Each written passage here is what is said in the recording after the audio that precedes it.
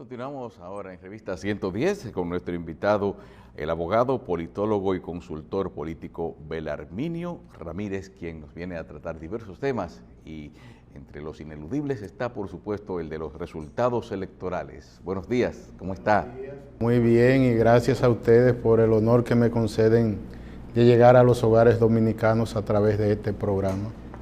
Licenciado, gracias a usted por su participación y por acceder a venir a este programa.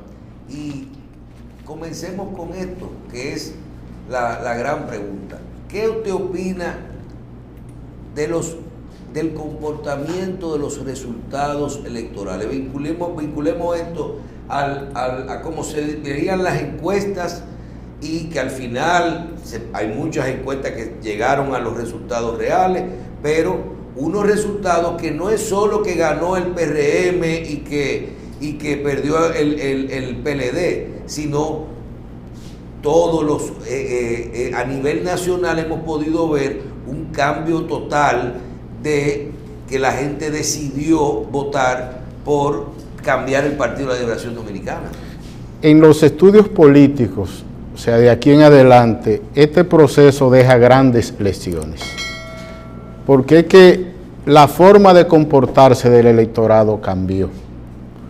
Normalmente cuando uno mide, por ejemplo, todas las encuestas, cuando medían el manejo del gobierno frente al COVID, salió altísimo la aprobación en todos los estudios de mercado. Un 60, un 62, pero en casi todo más de un 60, aprobaban la forma como el gobierno estaba manejando la pandemia. Cuando se medía en todos los estudios la participación de los candidatos y candidatas frente a la pandemia COVID-19, el que salía mejor valorado era Gonzalo, en todas las encuestas. Más sin embargo, cuando se medía si usted quiere seguir o prefiere un cambio, en todos momentos más de un 70% tenía la palabra cambio en la mente. Se van. Pero esa palabra cambio, eso viene en la mente del cerebro social dominicano desde hace 20 años. Y hay momentos en que se pone y hay momentos en que se duerme. Pero hay una actitud al cambio, porque aquí existe lo que es una deuda social acumulada de la democracia.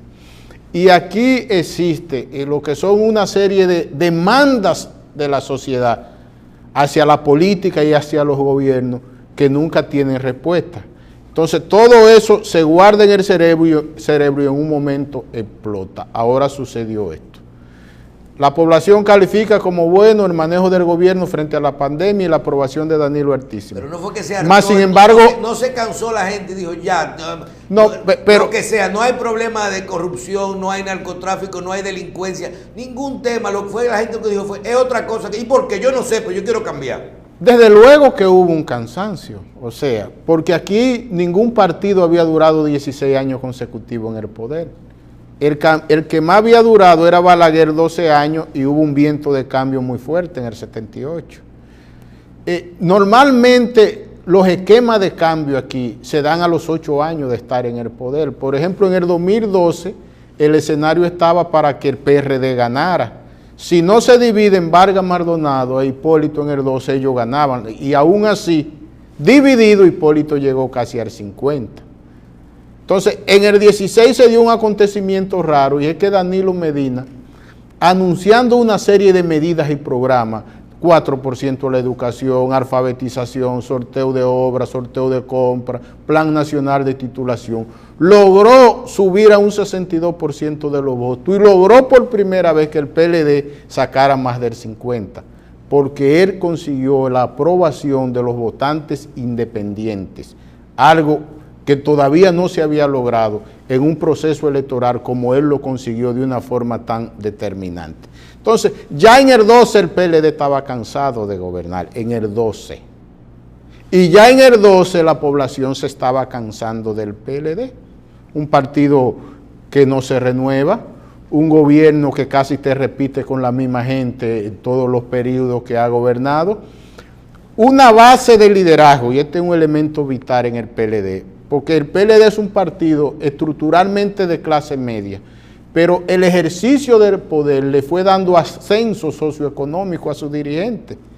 Y al ascender socioeconómicamente se van mudando de lugares donde viven. Entonces fueron perdiendo la conexión con la base de la sociedad, que le sirvió de sustento a la construcción del dirigente. Entonces todo eso se fue sumando. Pero leer esto, o sea, que a pesar del esfuerzo extraordinario del gobierno, asistiendo al desempleado, asistiendo al chiripero, uno de los servicios de salud con mejor desempeño asistiendo a la población en República Dominicana, a pesar de todo esto, se vuelca en contra del oficialismo el electorado, movido por el cambio, porque es que también, Michelle, una gente, tú le das filete todos los días y hay un día que se harta del filete y te dice que prefiere un arroz con huevo. O sea, cuando los gobiernos se perpetúan por mucho tiempo en el poder, se va cimentando un viento de cambio y en un momento dado la población opta por el cambio, aunque sea de manera irracional. Pienso que hubo una actitud irracional de parte del electorado y tomó la decisión de salir del Partido de la Liberación Dominicana. La derrota del PLD tiene como factor elemental la división, porque el punto fuerte del PLD estuvo siempre en la cohesión partido-gobierno. Pero, licenciado, con esos resultados, a veces yo no entiendo, porque con eso, primero dicen que el grupo de Leonel, que no representaba más de un 10, un 15% del entero, bien, pero en la realidad parece que no era así. Y segundo, si tú sumas los resultados electorales de Leonel y lo de el PLD, juntos no llegan al 50%. Pero es que el asunto no está ahí, Michelle. El asunto es que cuando una organización se divide, el voto silente y el voto independiente se va en contra de esa organización. O sea, donde hay conflicto tú no inviertes, donde hay conflicto tú ni siquiera visitas, donde hay conflicto a ti no te interesa ser parte de eso. Cuando los partidos se dividen, pierden, porque pierden la capacidad de atraer al segmento independiente de los votantes. O sea, no es algo aritmético. Entonces, esa división del PLD es factor fundamental, porque aquí todos los partidos cuando se han dividido han perdido las elecciones, todos. Y el PLD al dividirse perdió su principal fortaleza, porque la diferencia principal cuando uno hacía los estudios entre PLD y los demás partidos, la diferencia era la unidad y la disciplina. Pero sin embargo, ¿hasta dónde hay declaraciones que fueron políticas durante el proceso o declaraciones ya que uno hoy, posterior al proceso, la puede medir? Por ejemplo, cuando el presidente Leonel Fernández dijo, tiene que haber una segunda vuelta, porque cuando hay tres fuerzas políticas, un análisis, pero con firme, no se dio. No, entonces, todos esos indicadores todo eso que usted hoy conoce, es que nadie se lo dijo al PLD y a Leonel Fernández antes de las elecciones. Los estudios daban segunda vuelta, Michelle. Lo que pasa, pero las encuestas daban primera vuelta. Esto es mucho más profundo, Michelle. O sea, el votante como tal, un porcentaje importante del votante tenía una actitud frente a la entrevista política, pero tenía una determinación oculta para el día de ir a echarle el voto. Es que no hay forma de que tú digas con los estudios de mercado, yo leo la mente social y esto va a suceder así de forma precisa. Licenciado, y si yo le digo a usted que está muy bien, estoy de acuerdo con todo lo que usted dice y me quito el sombrero ante las encuestadoras que uno realmente criticó en el proceso, porque yo no veía como dos encuestas que tuvieran lo mismo 50 y pico %, pero entonces abajo cambiaban grandes los porcentajes. Yo no veía eso muy claro. Hubo mucha manipulación. Pero al final ya los resultados hay que ver con cuáles se aproximaron. Pero yo le pregunto, fuera de las encuestas y de todo eso, y si le pegamos y ese nivel de abstención tan alto, sea por la pandemia, por lo que sea, ahí no pueden estar los votos que le faltaron a los otros. Pero Michelle, si la nómina pública, por ejemplo, hubiese votado, si cada empleado del gobierno votaba por el PLD y buscaba un voto más, la votación del PLD hubiese sido casi el doble de la que tiene. Entonces usted, lo que está diciendo es que los empleados públicos, ni siquiera los empleados públicos votaron por el PLD y que ya eso no es una herramienta de campaña de que el empleado vota. En un análisis sobre las elecciones municipales, yo dije, la oposición está trabajando en cuerpo y arma para ganar las elecciones. Pero el PLD no se está mostrando muy interesado en retener el poder. Entonces, la oposición trabajó para ganar de manera decidida. El PLD ha venido entrando en una especie de confort. Entonces, cuando tú ves ese nivel tan harto de atención, entonces, porque todavía no hay tiempo del análisis objetivo, pero es casi seguro que en la abstención el mayor porcentaje estaba dentro de los simpatizantes del oficialismo y dentro de los sectores y familias ligados a los propios gobiernos del Partido de la Liberación Dominicana. Entonces, el nivel de atención tan alto es lo que te dice a ti. Algunas encuestadoras pudieron tener acierto, pero la mayoría no, porque en un escenario de tanta abstención, lo que sale el día de las elecciones no es necesariamente lo que te dice los porcentajes del estudio. No es claro. No es claro, porque si aquí habemos 4 personas y 2 dicen que son de un candidato y 2 de otro candidato, y el día de las elecciones el de un candidato se queda en su casa y no vota, ya ese 50-50 se cayó y termina 75-20.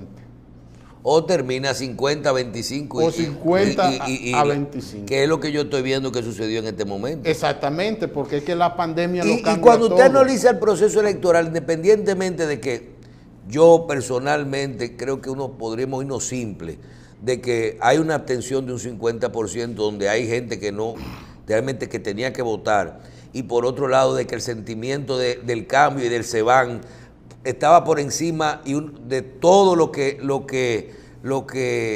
se podía percibir de otra forma. Había como 2 grupos, pero eso no había nada que hubiera podido con eso, nada. Yo decía que había una campaña de droga, de narcotráfico. Digo, mira, pueden poner a Luis Abinader con 10 kilos en el baúl y la gente va a buscar el cambio. O sea, no hay esa expectativa de que hubiera sido diferente.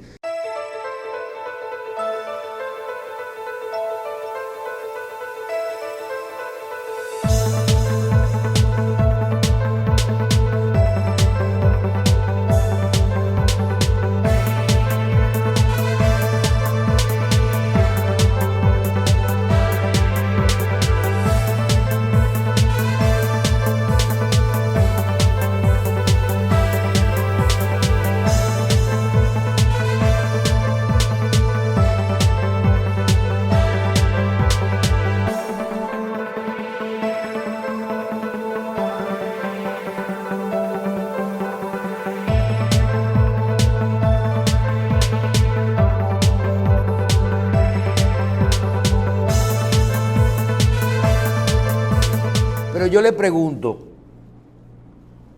independientemente de la abstención y del sentimiento del cambio, ¿usted no cree que a Gonzalo Castillo y a Danilo Medina lo dejaron medio solo en la campaña electoral? El PLD que sí se quedó ahí. Pero desde luego que sí, Michelle. Cuando tú observas parte de la estructura del gobierno, no participó en la campaña. Ustedes por lo menos que tienen todos estos programas diarios de televisión, hay ministros que nunca han venido aquí, directores generales, ni en campaña ni fuera de campaña. Entonces, el gabinete de gobierno de la campaña debió ser otro. Debió haber más guerreros dentro de la estructura de gobierno trabajando por la continuidad. Pero también afectó mucho lo de la pandemia, porque es que el hecho de que llegara esta pandemia, era inconcebible, por ejemplo, que el presidente Danilo Medina estuviera haciendo política por todos los pueblos del país, mientras los hospitales no tenían respuesta, por ejemplo, para atender los enfermos. La pandemia cambió la agenda del gobierno para con Gonzalo y la campaña. La pandemia hizo que el gobierno tuviera que enfocarse en gobernar. Entonces, en cierta medida, esa distancia partido, candidato, gobierno, afectó el resultado de la votación. el 5 de julio. Pero también hay un fenómeno que, ¿cómo es posible que en una primaria interna aunque fueron abiertas, del PLD, el doctor Fernández sacó una cantidad de votos? 800,000 y pico. 800,000, entonces 200, 300,000, ¿qué fue que sacó en este entonces? ¿A dónde se fue todo eso? Perdió medio millón. Uh-huh. Bueno, porque es que es un liderazgo en declive. O sea, yo veo a Leonel bailando y celebrando y yo no entiendo qué es lo que celebra. Pero yo quiero, porque es que la política se ha vuelto muy emocional, muy sentimental. Yo, por ejemplo, estuve escuchando muy detenidamente el análisis, Michelle, que tú hiciste. Ese panorama económico de quiebra que viene, es un colapso económico que independientemente del interés del gobierno que viene, de los buenos deseos que tenga Luis Abinader, de lo bueno que se hizo hasta ahora, independientemente de la actitud sana de ellos, de pretender hacer un gobierno que traiga desarrollo y bienestar colectivo, lo que tenemos de frente es un problema mayúsculo que solo camina hacia un agudizamiento. Entonces, Leonel se va del PLD, divide a su partido, pero es un asunto de ego. Leonel dijo, yo prefiero tener un partido mío, aunque sea pequeño, donde yo sea presidente y candidato de ese partido toda la vida, aunque el PLD pierda. Pero ¿a quién ha puesto a perder? Ha puesto a perder a su esposa. Ha puesto a perder a su familia política, que lo llevó 3 veces a la presidencia de la República. Ha puesto a perder a sus amigos. Cuando toda esa gente comiencen ahorita y se han cancelado de los puestos públicos, porque eso viene, el PRM tiene que gobernar con su gente, toda esa gente va a culpar a Leonel Fernández de esa derrota y de la situación que le pase. Además, si el gobierno no concita un buen desempeño, Leonel carga con la elección de Luis Abinader como presidente, porque él pactó en lo municipal y lo congresional. ¿Y no se le va a pegar eso también a Danilo Medina? No, a Leonel es que se le pega. Danilo se ha manejado bien, porque Danilo puso su condición de estadista por encima de su condición del político. A Danilo le pesa el ruedo los pantalones, como se dice en los pueblos del sur. Él tomó una decisión, soy presidente de la República, de todos los dominicanos y dominicanas. Mi misión elemental es cuidar a la población dominicana y se comportó como tal. Por eso tanto respeto social hacia Danilo, tanta confianza y tanta legitimidad. Danilo termina en grande como el principal liderazgo legítimo de la sociedad dominicana, porque lo de Abinader hay que analizarlo. Abinader se te beneficia de un viento de cambio. Como él fue la antorcha de oposición firme al gobierno y al PLD, el cambio automáticamente lo representaba a él. Pero ¿Eso no quiere decir que ese voto, esos 53 no son de Luis? Eso no significa que toda esa gente que votó por él vaya a seguir adherida a él como líder. Ahora él tiene que definir la zapata y la construcción de su liderazgo en base a su desempeño como presidente de la República. Pero Danilo es un liderazgo maduro, hecho. Y usted menciona, por ejemplo, que los partidos casi siempre van por 8 años. Tiene que haber una recomposición importante del PLD. Pero viendo desde ayer los periódicos y los avances de los resultados de la Junta Central Electoral, uno percibe que hay un panorama diferente en lo que tiene que ver con los resultados de los partidos que tradicionalmente superan el 5%. Parece que Leonel Fernández no llegó a una de esas pretensiones de tener un partido solo que sea autosostenible, porque Leonel Fernández pudo haber sido el candidato de la Fuerza Nacional Progresista y haber dicho yo la quiero, y se hubiera quedado con la Fuerza Nacional. No, pero dijo yo tengo que tener para que cuando tenga el 5% yo pueda lograr tener los fondos necesarios para sostener esta estructura política. Pero hoy usted tiene un partido revolucionario moderno, un partido reformista social, un partido revolucionario dominicano, un partido reformista social cristiano y un partido y la Fuerza del Pueblo con los mismos porcentajes de dinero que Alianza País y que Dominicano por el Cambio, que son los 5 partidos que van a llegar entre un 1 y un 5%, que se reparten el 12% de los fondos de la Junta Central Electoral. Seguiremos en el bipartidismo, ahora con PLD y PRM, y todavía dependeremos de esos aportes que muchas veces se le cuestiona a todos los partidos en campaña de que para poder competir tienen que utilizar aportes públicos, aportes privados no muy buenos. El bipartidismo se fortaleció y eso es bueno para la democracia dominicana. Aquí hay mucha gente que ya debe pensar en la fusión. ¿Cuáles se van a fusionar con el PRM y cuáles se van a fusionar con el PLD? Porque no van a poder sobrevivir gravitando en el día a día en el escenario sin recursos económicos. Ese es un elemento positivo de cara al porvenir. No, a Leonel también le afectó la abstención. ¿Usted cree que podríamos ver a un Leonel Fernández tratar de fusionar de nuevo en los próximos meses la Fuerza del Pueblo con el PLD? ¿Podría venir un arreglo Aunque interno? él no lo trate ni se lo proponga, la fusión se dará de forma natural. Siempre cuando, explíquese, licenciado. Aunque él no se lo proponga, él se va a quedar solo. Cuando Jacobo Masluta se fue del PRD, se llevó medio PRD. Con el PRI. Sí, y después todos fueron retornando al Partido Revolucionario Dominicano. Cuando Vargas Maldonado, ahora se dividen en el 12 del PRD, y se queda Vargas Maldonado con el PRD y los otros se fueron al PRM. Cuando uno observa esta campaña pero ahí el electoral, comportamiento fue al revés, el 90% se fueron fue al para el PRM. Entonces el PRM se convirtió en el PRD del pasado.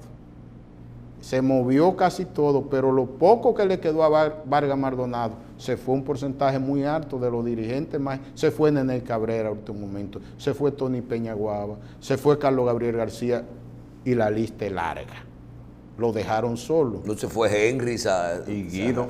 Entonces a Leonel le va a pasar lo mismo, porque la división del PLD no fue una división temática, no fue una división ideológica, fue una división por puesto en boleta. O sea, la gente que se fue con Leonel todavía siguen soñando como PLDistas y tienen el símbolo del PLD en su mente. Y el poder del símbolo político pesa mucho. Esa gente todos van a comenzar a retornar. El retorno podrá ser mucho más rápido de lo previsto si este gobierno no tiene buen desempeño. Porque es que ahora Leonel queda atado a Luis Abinader. Pero tú no le puedes pedir a un gobierno, no se está haciendo Mira, Michel, Miguel Vargas Maldonado, cuando pactó con Danilo, pasó a ser una columna de apoyo al liderazgo de Danilo. Él no lo pensó así al principio. Él pensó, vamos al gobierno, nos vamos a fortalecer, este partido después va a renacer. El que se hace una alianza con un partido más fuerte, el más fuerte lo absorbe, o los votos que tú adhieres después tú terminas perdiéndolo y se van a su organización donde construyeron su carrera. O sea, eso es lo único que le espera a los seguidores de Leonel Fernández y al propio Leonel Fernández. Lo de la pandemia va a seguir gravitando muy fuerte en lo que es el comportamiento político. Tú dijiste algo muy importante que a mí me gustó mientras yo esperaba. Ahora hay que paralizar la política. Por prudencia y por decencia hay que tomar una pausa en la política. Y este gobierno que viene ya Luis Abinader hoy no puede hablar como político. Ya los liderazgos del PRM que van a ser parte del próximo gobierno deben de dejar de hablar como políticos. Pero hay sectores... Y comenzar a comportarse en el objetivo de construir un consenso social de apoyo al gobierno que viene para poder salir de la manera mejor posible de la pandemia COVID-19. Eso requiere de otro discurso. ¿Y usted no cree que ese sentimiento de cambio y esos sectores de la economía, de la sociedad que estaban presionando por el cambio y por algunas otras cosas, que una cacerola que en el Congreso, después de unas elecciones, que lo metan los presos a la gente? Aquí hay medios de comunicación y sectores que ya dijeron que si no hay preso en enero, no han cambiado el procurador, no han tomado posición que si no hay preso en enero van para la calle. Yo he dicho que los enemigos número uno de Luis Abinader y su gobierno serán quienes lo llevaron al poder. Porque ¿Cómo es la cosa? Los enemigos número uno que va a tener Luis Abinader como presidente de la República serán gente que trabajaron por él en la campaña. Esos son sus principales enemigos y van a ser sus verdugos. Mucha de esa gente atrincherada, sectaria, llena de odio y de maldad, persecutores enfermizos hay muchos. Cuando Abinader no le dé un decreto a ellos, y si es inteligente, va a tratar de mantener a esa gente fuera del gobierno porque le dañan el gobierno. Y cuando vean que en enero Abinader no va en la agenda y el propósito de ellos, ya en enero del año próximo ellos van a estar en contra de Luis Abinader. Y no le es difícil gobernar a Luis Abinader con este tipo de presiones, el COVID-19 volviendo, los problemas de la economía y una cantidad de gente no solo exigiendo que las propuestas de la campaña las ejecute de forma inmediata sin darle ni siquiera la oportunidad de decir o hay que esperar para poder organizar la economía para poder hacer eso, o realmente, miren, esto que se ofreció no se puede dar porque cuando entré me di cuenta que lo de los fondos de pensiones no se puede, o lo de los salarios de los policías que era $500, eran 20,000 pesos en el momento, es 20,000 pesos no, porque yo lo puedo llevar de 8,000 o de 10,000 a 20, pero no lo puedo llevar a 30. Yo te diría que el 90% de lo que Luis ofreció en la campaña no podrá ejecutarlo. No, pero no diga eso. Porque el presupuesto de la nación no se lo va a permitir. Entonces, pero no hay que darle el tiempo, la oportunidad políticamente, porque los sectores lo están presionando Michel, tanto. Cuando se te quiebra un sector como el turismo, al turismo le tomará 10 o 20 años volver a hacer lo que era. Esto no es mágico. ¿Cómo 10 o 20 años? Oh, pero Michel, y tú no sabes que la forma de vida de la gente cambió. Tú mañana abres todas las playas, abres todos los restaurantes, abres todos los hoteles y el ser humano queda con un pánico y un miedo que no se va a mover como lo hacía antes. Es que ahora tenemos que pensar en una nueva economía, en un rediseño económico post-COVID-19 y dentro del COVID-19. Cuando tú lees el informe de la CEPAL te dice a ti, todo lo que tú dijiste en el análisis que tú hiciste, va acorde con lo que ha planteado. La CEPAL mandó a que le perdonaran la luz y el agua hasta diciembre. La CEPAL dice, lo que procede es fortalecer el estado de bienestar. Lo que procede es que los gobiernos asistan a los que pierden sus empleos. Lo que procede es que los gobiernos le lleven comida a los que no tienen que comer. Eso es lo que dice la CEPAL. Pero el gran reto que tienen los gobiernos es obtener ingresos. ¿De dónde vamos a obtener los ingresos? Para expandir un estado social. No, si hoy lo que hay es que postergar los impuestos otra vez, entonces, imagínate. Es que el problema es grande. Entonces, primero Luis Abinader tiene que venir con una conducta humilde a la presidencia de la República. Pero mire esto, mire.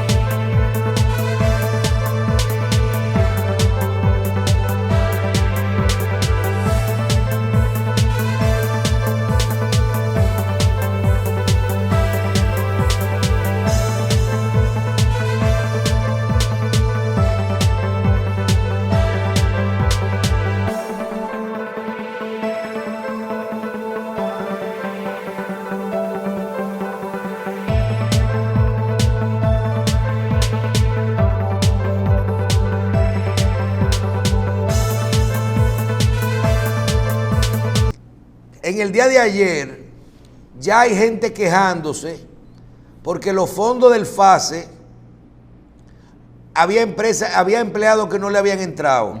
El mes pasado lo dieron 2 meses los días 7 y después lo dieron el día 8 y el 9.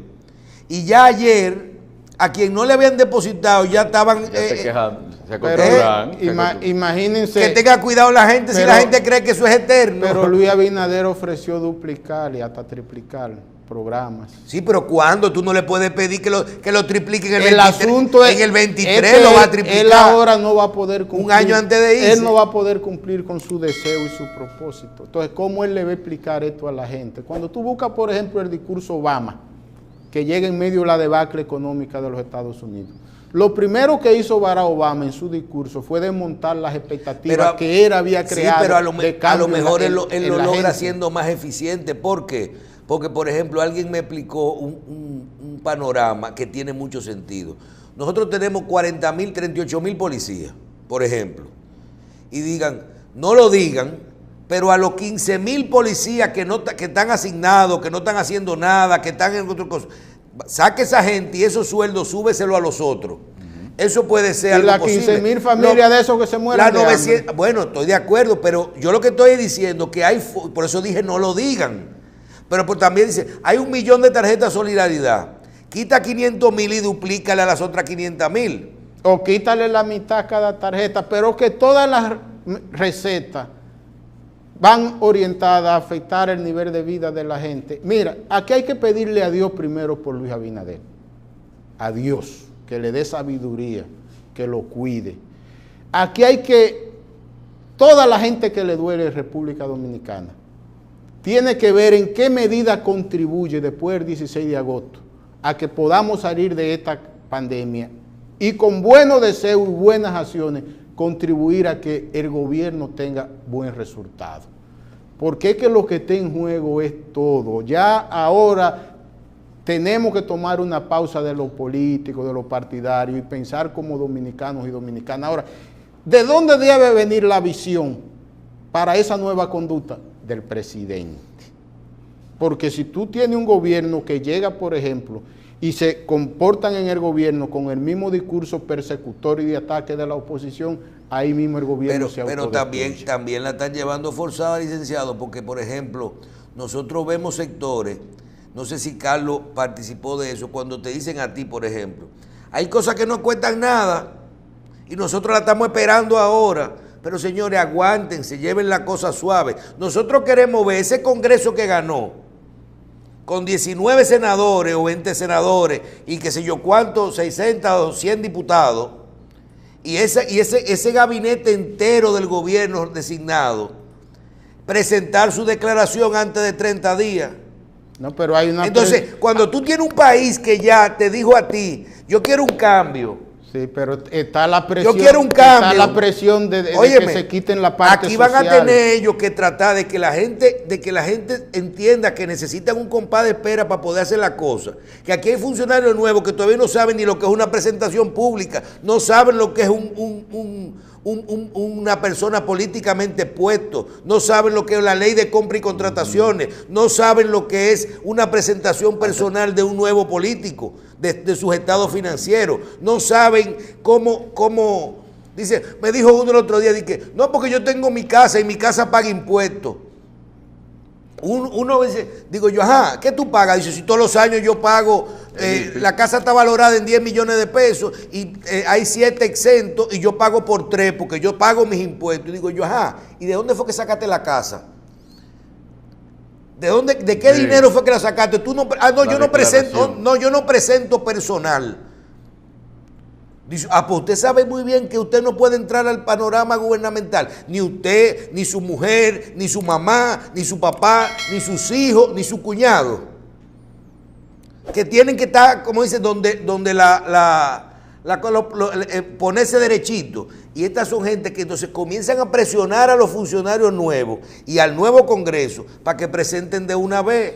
Sí, pero la presión mayor hoy al nuevo Congreso está a que renuncien de los programas sociales que tiene el Congreso.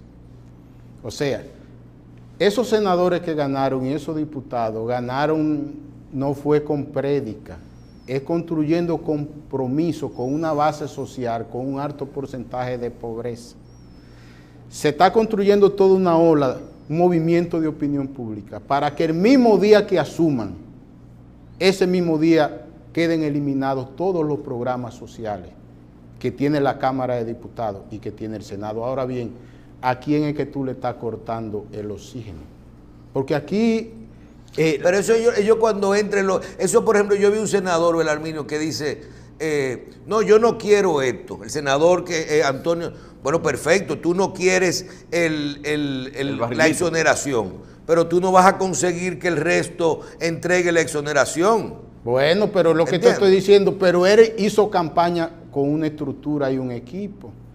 Y mañana la presión que él va a tener de esos liderazgos de base de su partido, liderazgo de zona de su partido, cuando tengan un problema, él no va a tener mecanismo. Pero que lo reciba y que la done. Pero ahí también está lo del despacho de la primera dama, Michelle, porque es que estamos jugando a cosas. O sea, si tú vas y haces una evaluación del despacho de la primera dama y tú encuentras la cantidad de casos de madre de cáncer de mama, son miles que atiende cada año, gente que no tienen para la quimio. Si tú vas al despacho de la primera dama y tú buscas la cantidad de niños con cáncer que atienden, son miles.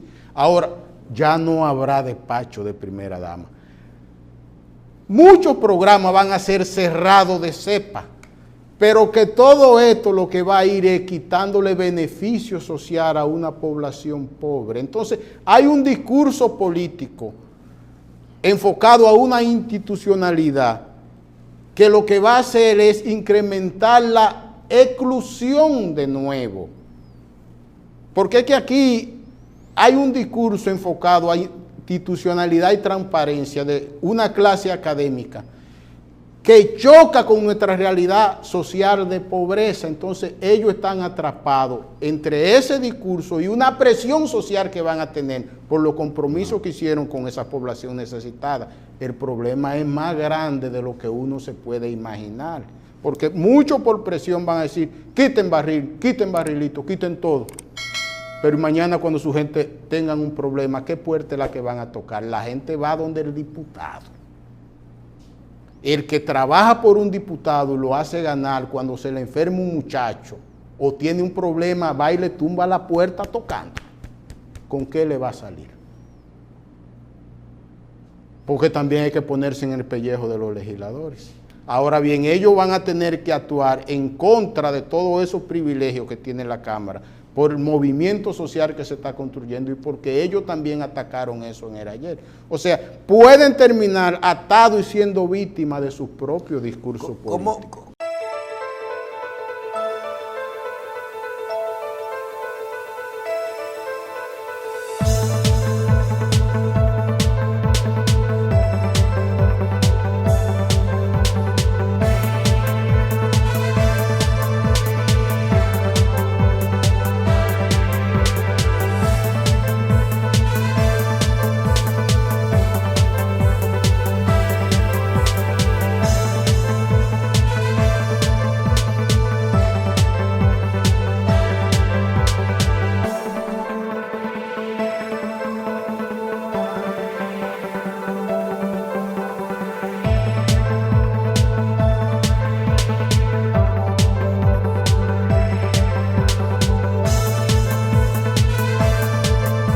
¿Cómo usted visualiza, si le tuviera que poner calificación al proceso electoral, la forma de votación, si valió la pena realmente, era político el tema electrónico o realmente había que irse a un voto manual?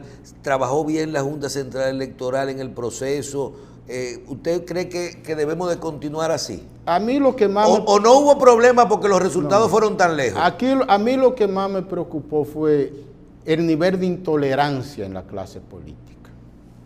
O sea, porque para la oposición la Junta solo es buena si lo declara a ellos ganadores. Todos los ataques del mundo a esa Junta, toda la persecución, todos los irrespetos en contra de los miembros de la Junta, ya hoy dicen que son personas honorables porque ellos ganaron.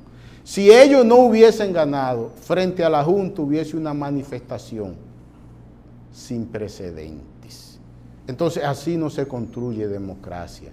Yo admiro, felicito, por ejemplo, a Danilo Medina, a Gonzalo y al liderazgo del PLD que dijo, a unas elecciones tú vas a ganar o a perder. El que perdió, perdió, y el que ganó, ganó. Por eso, los PLDistas que perdieron, todos los síndicos que perdieron, felicitaron a los síndicos que ganaron. Todos los senadores del PLD que perdieron, antes de que la Junta diera el boletín final, llamaron y felicitaron a sus contendientes. Danilo hizo lo mismo, Gonzalo hizo lo mismo. Eso es conducta cívica. ¿Se llevó la pandemia y la suspensión de las elecciones de febrero el PLD o es la situación política mundial? El PLD es el cambio, era como quiera. Independientemente del resultado electoral, el PLD seguirá siendo el principal partido de este país. Voy a decir algo muy importante. Todavía el PRM no es un partido bien estructurado. Escúchenlo bien, pueblo dominicano. El PRM es una constelación de fuerzas que se unió en el propósito del cambio, pero no es una estructura vinculada al tejido de la sociedad dominicana. El PLD sigue siendo el partido más fuerte de este país.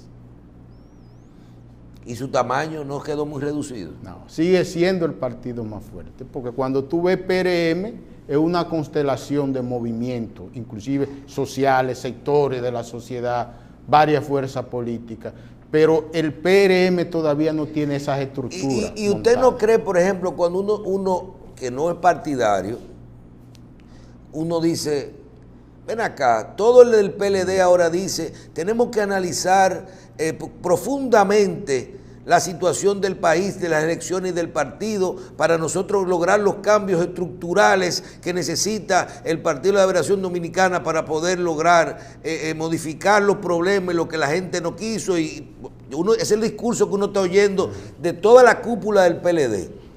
Y yo le digo, y ese discurso no está equivocado, cuando a lo mejor no están evaluando que la gente, ¿por qué quiso un cambio? ¿Porque se cansó 8, 12, 16 años? ¿O porque quería renovación? Renovación, la corrupción, la transparencia. Yo he con eso, Michelle, porque muchos de los que están asumiendo esos discursos no saben que el problema son ellos. Que los PLDistas a ellos que no lo quieren, porque se hartaron de verlo a ellos. Muchos de lo que entonces están usted lo que dice es que posiblemente tengamos un PLD fuerte con figuras nuevas. Hay que renovar el partido. Lo primero es que Danilo Medina debe asumir la presidencia del PLD, porque la única autoridad moral en el PLD que cohesiona esa maquinaria es Danilo Medina. Y luego hay que hacer una reingeniería del PLD, poniendo los puestos de dirección del partido en actores vinculados a la sociedad, porque el problema está en la desconexión social que ha tenido la estructura del PLD por la perpetuidad en el gobierno y por el ascenso socioeconómico que han logrado las mayorías. Pero precisamente uno ve que cuando hablan de que relevo en el PLD son los hijos de los que están y la gente lo toma en cuenta. Ese otro chin, Alonso, cuando tú ves, por ejemplo, que quitaron algunos ministros, algunos funcionarios, entonces llevan a los hijos de ellos. Pero escúchame, no es lo mismo cuando tú tienes un ministro aquí, por ejemplo, yo te voy a poner el caso de Juan Ariel, del ministro del hijo de Félix. El hijo es más brillante. Yo te voy a decir una cosa, aquí eso lo reconoce todos los economistas del país, todo el mundo sabe quién es él.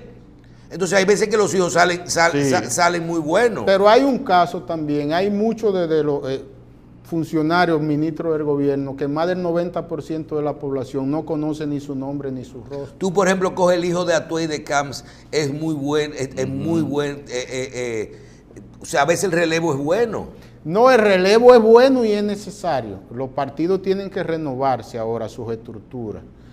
Hay que ver en qué medida quienes tienen el control de los partidos lo van a permitir, porque es que cada vez que llegan esos congresos, se construyen barreras y ellos se ponen todos de acuerdo y donde hay 10 puestos permiten que emerja una persona nueva, pero ellos se quedan con 9.